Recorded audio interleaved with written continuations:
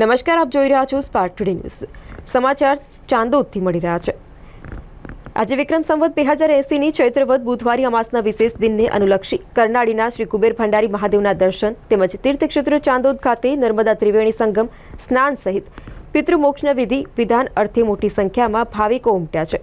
હિન્દુ શાસ્ત્રમાં અમાસ્યાના દિવસે પિતૃકાર્ય, પવિત્ર નદીઓમાં સ્નાન તેમજ શિવ દર્શનનો વિશેષ મહિમા દર્શાવ્યો છે. ત્યારે તીર્થક્ષેત્ર ચાંદોદ ખાતે પણ શ્રદ્ધાળુઓ પવિત્ર નર્મદા નદી અને ત્રિવેણી સંગમમાં સ્નાન કરી નદી કિનારે ઊભા કરાયેલા વિવિધ ધાર્મિક મંડપો સહિત આશ્રમો, દેવસ્થાનો જેવા પવિત્ર સ્થળોએ પિતૃશ્રાદ્ધ, નાગબલી, નારાયણ બલી, કાલ સર્પદોષ જેવા વિધિ વિધાન અર્થે પોતાના તીર્થગોર પાસે પહોંચી વિધાનમાં જોડાયા છે. કુબેર મંદિર ટ્રસ્ટ દ્વારા શ્રદ્ધાળુઓને કોઈ અગવડ ન રહે તે માટે સુવ્યવસ્થિત આયોજન અને તમામ ભાવિકો માટે ભોજન મહાપ્રસાદીની વ્યવસ્થા કરવામાં આવી છે, જેને અંતર્ગત શિવ ભક્તો લાભ મેળવી રહ્યા છે. આ પ્રસંગે કુબેર મંદિરના મુખ્ય ટ્રસ્ટી મહંત દિનેશગીરીજીએ શિવ ભક્તોને શાંતિ, શિસ્ત તેમજ નર્મદા નદીની પવિત્ર જાળવવા અપીલ કરી હતી. जय कुबेर, जय महाकाली माँ. आज चैत्रवद अमावस्या का दिन है. कुबेर भंडारी मंदिर में दूर दूर से आए हुए भक्तजन शांतिपूर्वक दर्शन कर रहे हैं और नर्मदा मैया में स्नान भी कर रहे हैं.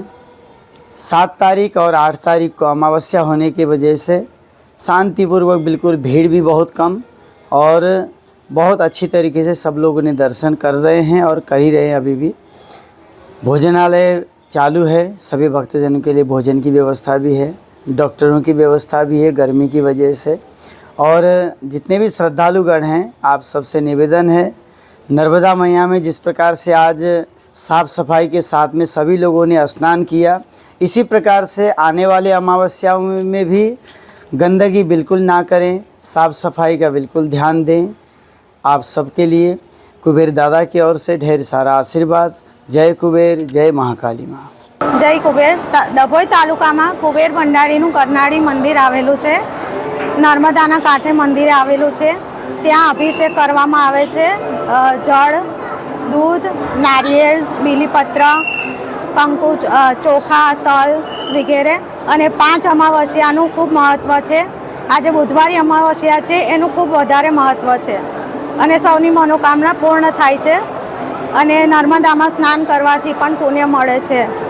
અને અહીંયા ભોજનની વ્યવસ્થા પણ સારી છે અને દર્શન કરવાની પણ વ્યવસ્થા સારી છે. અહીંયા